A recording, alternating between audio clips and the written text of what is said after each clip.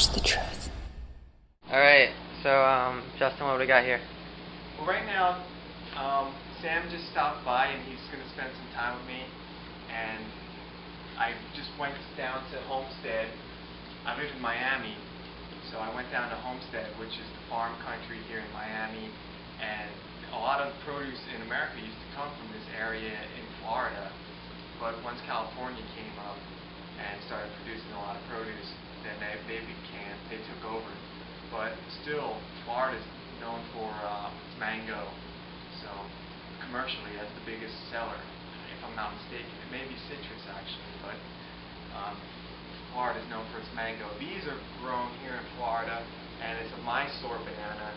They taste a lot different than a Cavendish. It's sweeter, and as you can see how it's ripening, this is one of the reasons why it's probably not popular in the stores, is because the skin is quite thin and it gets damaged easily. So when it peels, there's like parts of it that are a little, not questionable, but if it's been bounced around a little bit, this food's going to get hurt.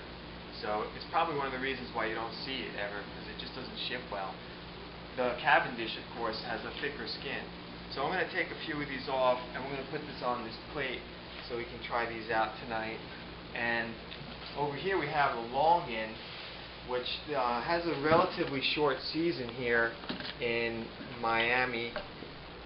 The Longin is, like if you heard one of other Sam's videos, it's a sweet fruit, but it's kind of juicy. So I'm just going to bite into it and crack it open, and it exposes the flesh of it. And it's sweet but juicy. It's kind of like has a texture of a grape. And it has a nice sweet taste. It's not really dense like a banana. And I'm going to put a bunch on our plate for tonight, because they're just so delicious. And the season is quite short. I'd say about not more than a couple of months. It's similar to the lychee in that respect, which lasts maybe for about 6 weeks. So we'll put these on here. Sam likes mamey like I do. I think this is one of the best foods on the raw food diet, because not only is it delicious, but it's very sturdy.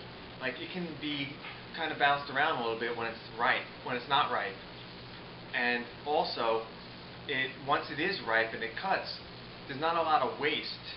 You're not wasting a lot of food. There's a pit in it, and it's pretty big, but for the most part, it's mostly fruit.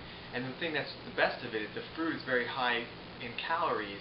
So for your $1, if you're going to pick a food, you want a food that's going to like sustain you for the most amount of time. That's one of the reasons why the banana is so popular, because it's cheap, but also because it's high in calories. This is $2.70 a pound. So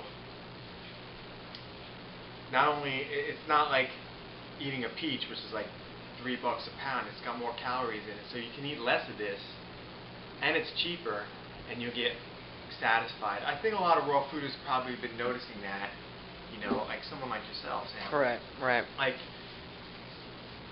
some meals are going to cost more if obviously if the food costs more, but if the food is less calorically like rich, then like, you know, it's going to cost you more in that respect. Right, like spending, you know, $4 a pound on heirloom tomatoes, and that's kind of like that's just more of a treat. That's not even, you know, it's really difficult to try to pay your way to make a meal out of, you know, heirloom tomatoes or something. You know what I mean? So. Totally. I love the whole 30 bananas a day concept, because like when you do live on your own and you're independent, it's hard to find food for under $1 a pound. Where are you going to find food for under $1 a pound? The banana. Yeah, right. You know? Yeah. And then you wonder why, like, Dr. Graham made the banana so popular. I mean, if you ever go to Dr. Graham's events, there's going to be one meal of the day is typically his sports camp, for example. Like it's a 7-day event.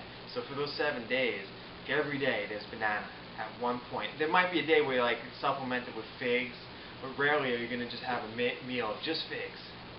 Because figs are what, $5 a pound? Yeah.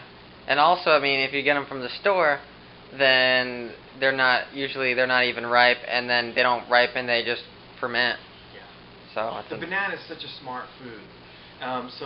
Here's some more ripe, unripe bananas. This is the same banana, but it's unripe. And so that's cool to have. You want to have a lot of different bananas at your house. I mean, that's the way I like to do it. Like over here, I have the apple banana. These are really ripe. Right. So I'm looking at these over the next couple of days. It's also called the manzano, right? The manzano, yeah. This is a sweet banana. I really like this banana. I've probably eaten this banana like almost every day for the past 2 years. I've eaten it. Really? Yeah. Instead of the Cavendish, because it's sweeter. I just found it tastier, and like I said, it's under $1 a pound. So. You can get under $1 a pound here. Yeah. Really?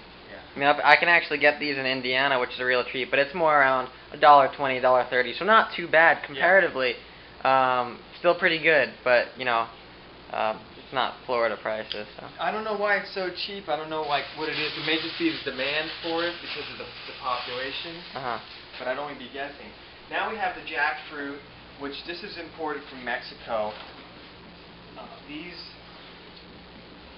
These are they're a great meal and everything. It takes a bit of work to get into them, and the price, these are $2.40 a pound. So when you consider the weight of the actual husk of this compared to the amount of fruit you're going to get, it's probably more like $4 something a pound, or twice as much.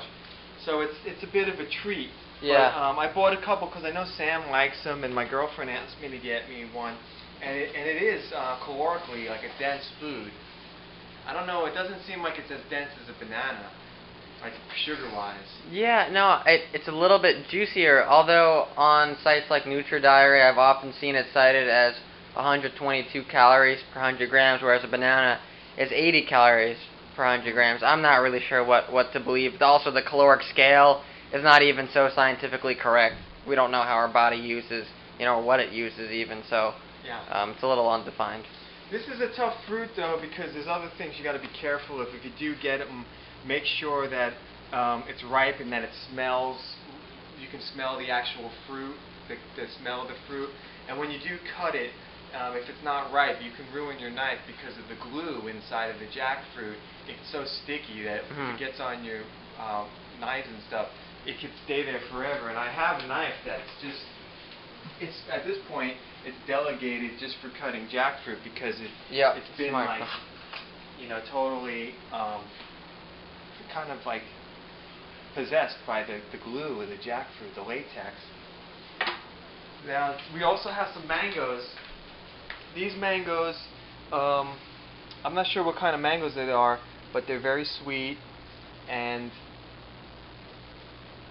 it's mango season here in Miami, so I've been like searching far and wide for mango, so I'm glad I can get some mango, and I'm sure Sam's going to like these. And then these mangoes are Kent mangoes. The Kent mango is an offshoot of the Hayden mango, which was brought here in the early 1900s, but somehow they changed the Haydens, somehow they created a new mango, and the Kent mango is known to be a popular mango. How popular it is, I don't know, but Robert from Robert is here, the tropical fruit stand here, that's popular here in South Florida. He says it's the best mango in the world. He has over 1,000 trees in his backyard.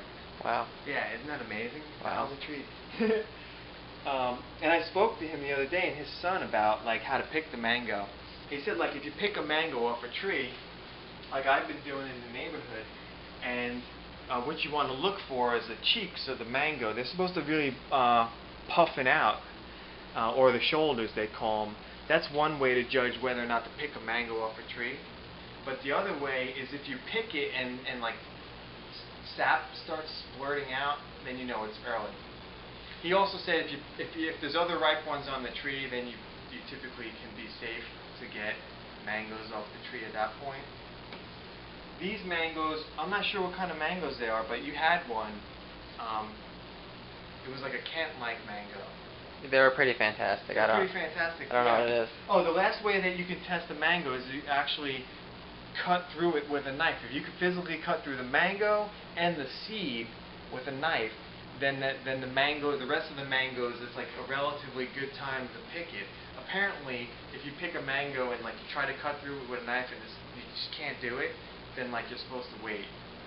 So those are a few things I learned this week. These mangoes I bought in the neighborhood. Actually, someone who's like an alcoholic or a bum, I see him sleeping on the street. I kind of made a deal with him and talked to him about getting mango, and he knew someone in the neighborhood, and before you know it, there he was up in the tree, and like he sold them to me. So these are good mangoes though. I've had one of them. I'm not sure what kind they are though. There's over 150 varieties of mango, so.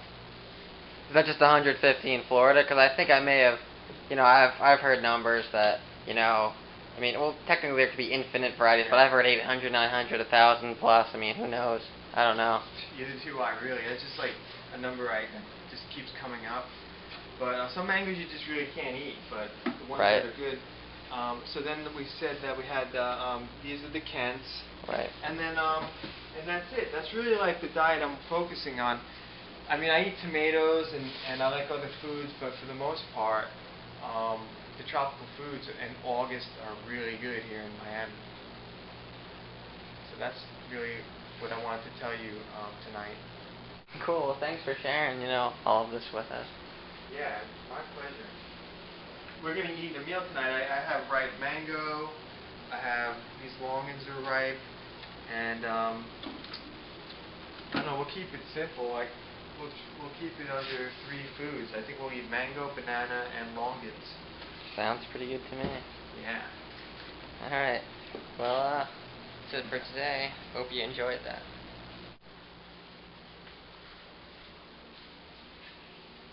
Wow.